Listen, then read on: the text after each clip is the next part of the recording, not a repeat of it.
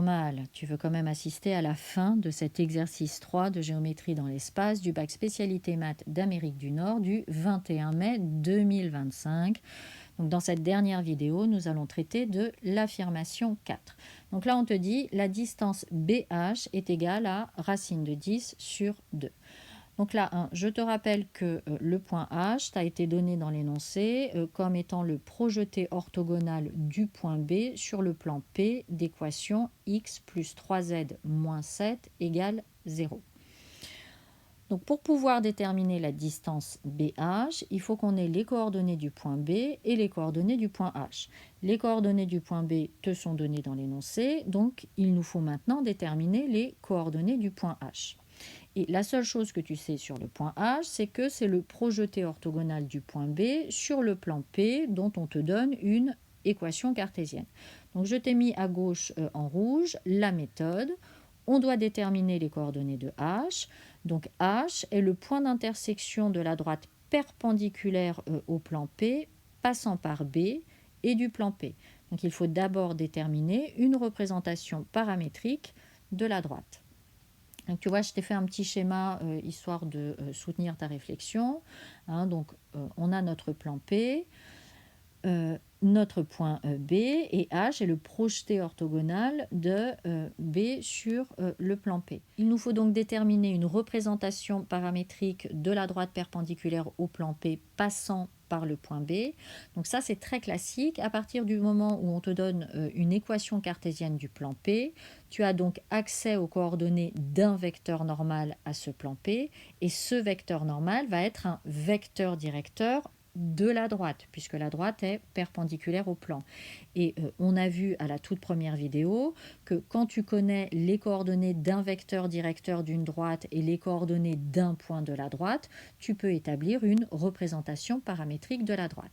Donc, on va dire tout ça maintenant. Donc, on va donner un nom à cette droite perpendiculaire au plan P qui passe par B. Donc, c'est ce que je dis, soit D', la droite perpendiculaire au plan P passant par B de coordonnées 5, moins 4, moins 1. Donc, P, l'équation cartésienne qui nous est donnée de P, c'est x plus 3z moins 7 égale 0. Donc, un vecteur normal au plan P est le vecteur n, je l'ai appelé n ici, de coordonnées 1, 0, 3. Je te rappelle que si ax plus by plus cz plus d égale 0 est une équation cartésienne d'un plan, alors les coordonnées d'un vecteur normal à ce plan sont a, b, c.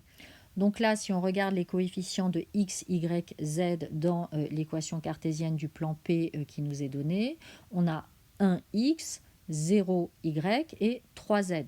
Donc on en déduit que les coordonnées d'un vecteur normal au plan P sont 1, 0, 3.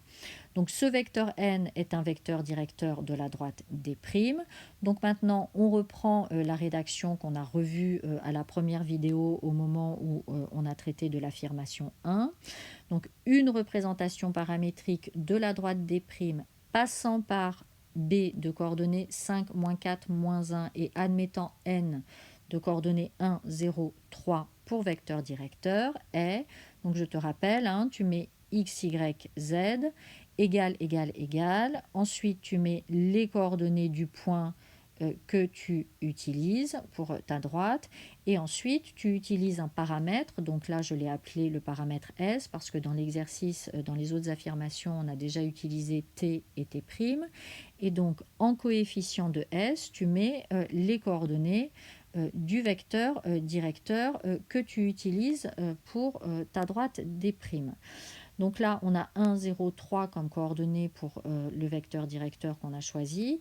Donc ça va nous faire 1s, 0s et 3s. Donc 0s, on n'écrit rien.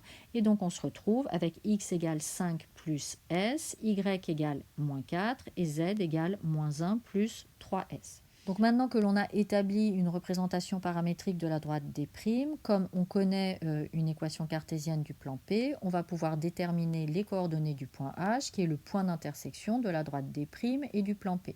Donc c'est ce que tu écris. déterminant les coordonnées de H, point d'intersection de la droite D' et du plan P.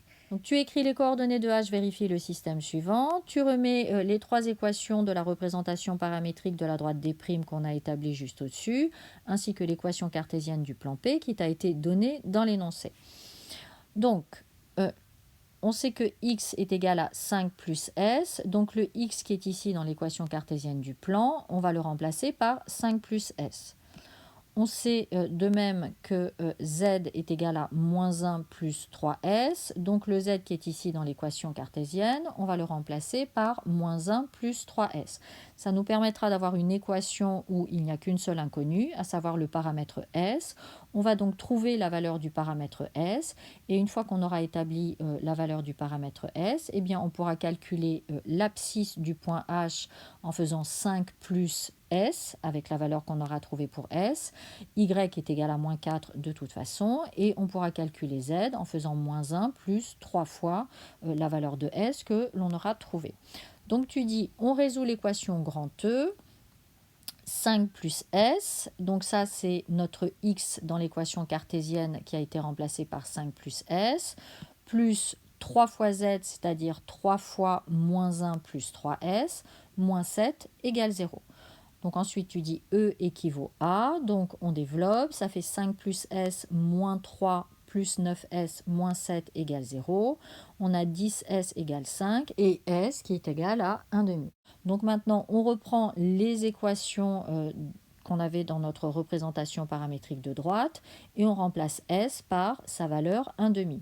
Donc tu écris les coordonnées de h sont x égale, donc on avait 5 plus s, donc ça nous donne 5 plus 1,5, c'est-à-dire 11,5. Y est égal à moins 4, ça ne bouge pas. Et on avait z égale moins 1 plus 3s, donc ici ça nous donne moins 1 plus 3 fois 1,5, c'est-à-dire 1,5. Et donc H a pour coordonnées 11,5, moins 4 et 1,5. Donc maintenant, on va pouvoir calculer la longueur BH. Donc tu rappelles les coordonnées de B et de H. Tu calcules les coordonnées du vecteur BH. Donc tu fais les coordonnées de H moins les coordonnées de B. Ça nous donne pour BH 1,5, 0, 3,5. Et enfin, tu calcules la distance BH en faisant la racine carrée de la somme des carrés des coordonnées du vecteur BH. Donc ça nous fait racine carrée de 1,5 au carré, plus 0 au carré, plus 3,5 au carré, ce qui nous fait racine carrée de 1 quart plus 9 quarts, et donc racine carrée de 10 quarts, ce qui fait racine de 10 sur racine de 4, et racine de 4 c'est égal à 2.